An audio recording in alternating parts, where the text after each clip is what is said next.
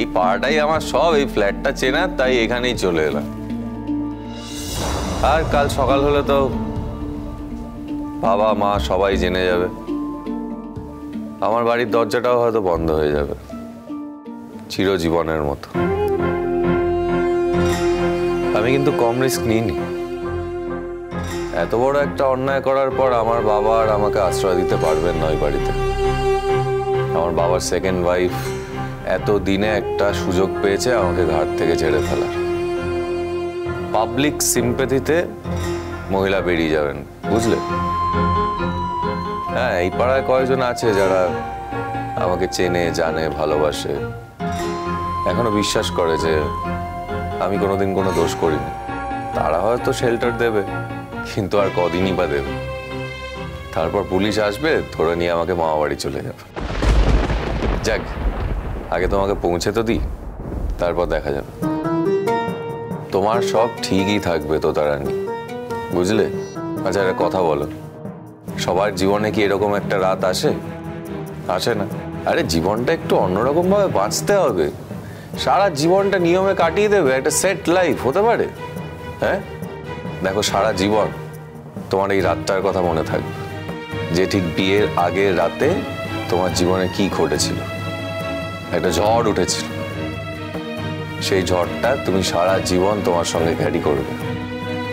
ঠিক যেমন আমি আমার ঝড়টা আমার সঙ্গে বয়ে নিয়ে চলেছি।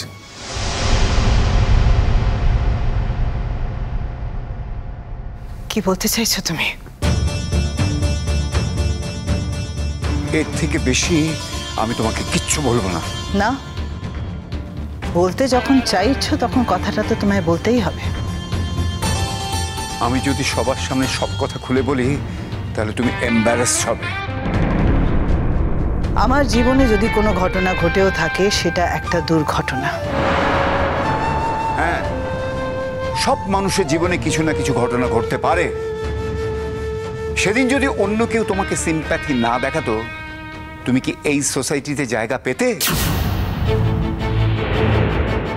আচ্ছা, এখন এইসব কথা কেন বলছেন অরুণাংশুদা? বলছি তোমার বোনের কারণে। তোমার বোন যে কথাবার্তাগুলো বলছে তাতে আমি বলতে বাধ্য হচ্ছি, কাউকে অ্যাকিউজ করার আগে নিজেকে নিয়ে ভাবা উচিত তার জীবন দিয়ে কি গেছে। এক মিনিট মা, বাবা এই কথাগুলো কেন বলছে? তোমার জীবন দিয়ে কি গেছে মা? বাবা এই কথাগুলো কেন বলছে আমাকে বলো। আমাকে হ্যাকল করার জন্য, আসলে আমি তোমার হয়ে কথা বলছি, তোমার ভালোর জন্য কথা বলছি। সেটা তোমার বাবা চায় না, পছন্দ করে না।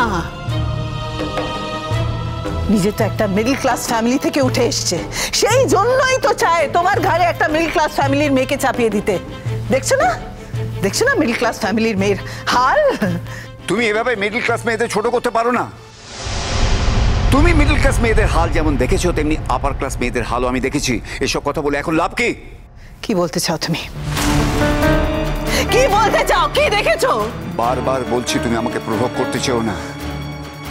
আমি যদি সত্যিটা বলি তাহলে সেটা তোমার পক্ষে ভালো হবে না। যে সত্যটা গোপন আছে সেটা গোপন থাকুক। আমি ছেলের সামনে সেই সত্যটা উন্মুক্ত করতে চাই না। Shut up! You shut up! কি উন্মুক্ত হবে? কি উন্মুক্ত হবে আমার ছেলের সামনে? কি এমন করেছি আমি? কি এমন করেছি বলো? যদি আমার জীবনে কোনো দুর্ঘটনা ঘটে থাকে সেটা নিছক একটা দুর্ঘটনা।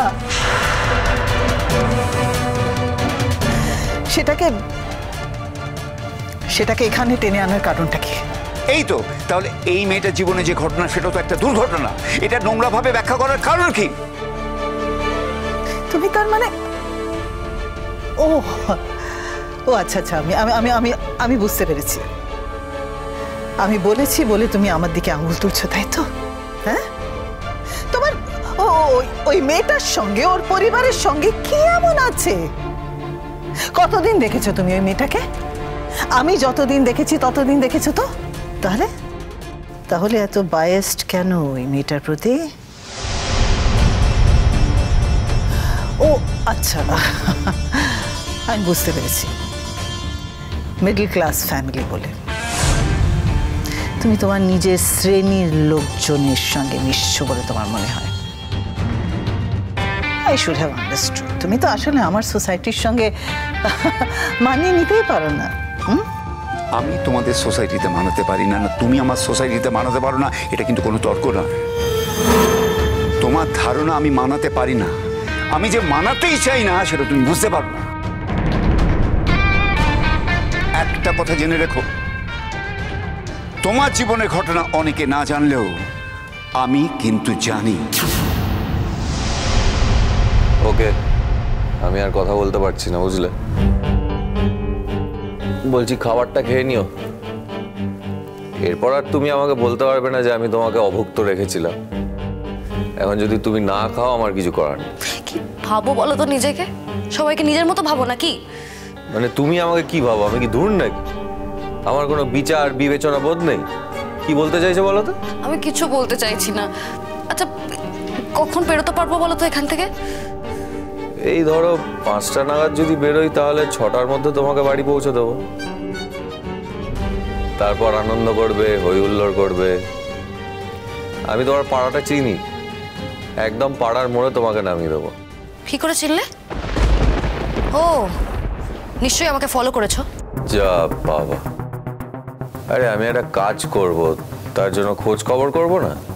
হ্যাঁ, ওই যে তোমার পাড়ার মোড়ের চায়ের দোকানটা, ওখানে বসে কতবার চা খেয়েছি, ওই খবর টবর নেওয়ার জন্য আর কি। যাকে আর পাচ্ছি না, বুঝলে? একটু শুই এবার। বলছি আমাকে কিন্তু ডেকে দিও, আমি আবার ভালো করে না ডাকলে ঘুম থেকে উঠতে পারি না। Good night. আমাকে একটু চাবিটা দেবে? মানে তোমার তো কার্যসিদ্ধি হয়ে গেছে, আমি একা চলে যেতে পারবো, তুমি আমাকে চাবিটা দাও, আমি চলে যাব বাড়ি। এখন যদি যাওয়ার পথে তোমার কোনো বিপদ হয়, তার দায়টাও তো আমার ঘাড়ে এসে চাপবে, ঠিক কি না? দেখো আমি তো তোমার কোনো পার্মানেন্ট ক্ষতি করতে চাইনি। আমার কাজ ছিল তোমার বাবাকে একটু টাইট দেওয়া, দিয়ে দিয়েছি। এবার তোমার সেফটিটা তো আমার হাতে, তুমি চিন্তা করো না।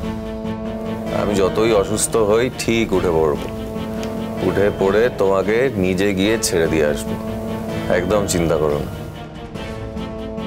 শুধু একটা জ্বরের ওষুধ হলে ভালো হতো, এখানে তো নেই। তখন পটলাকে বলে দিলে হতো, বুঝলে? মাথায় ছিল না। যাকে কি আর করা যাবে। বলছি আমি সত্যি এবার একটু শুচ্ছি, বুঝলে? শরীরটা কিরকম টাল খাচ্ছে। তুমিও পারলে একটুখানি ঘুমিয়ে নাও, জানি ঘুম আসবে না। আমার ফোনটা দেবে? কেন?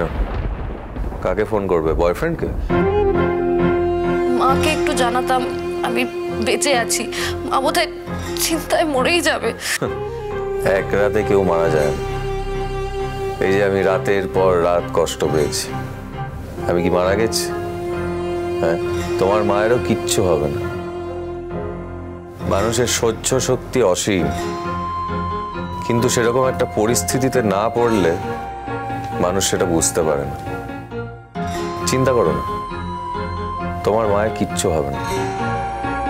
ফোনটা এখন আমি তোমাকে দিতে পারবো না, ওটা এখন আমার কাছেই থাকবে। বাড়ি যাওয়ার সময় দিয়ে দেবো। চিন্তা করো না, তোমার কিচ্ছু হারাবে না। সবকিছু এখন তোমার হাতে। চাইলে তুমি আমাকে মেরেই ফেলতে পারো। ওই যে বললাম, আমার কাজ শেষ। মরতে এখন আমার আর কোনো অসুবিধে নেই, আমার আর বেঁচে থাকার কোনো ইচ্ছেই নেই। মেরে ফেললে মেরে ফেলতে পারো, ঘুমের মধ্যেই মারা যাও। Good night.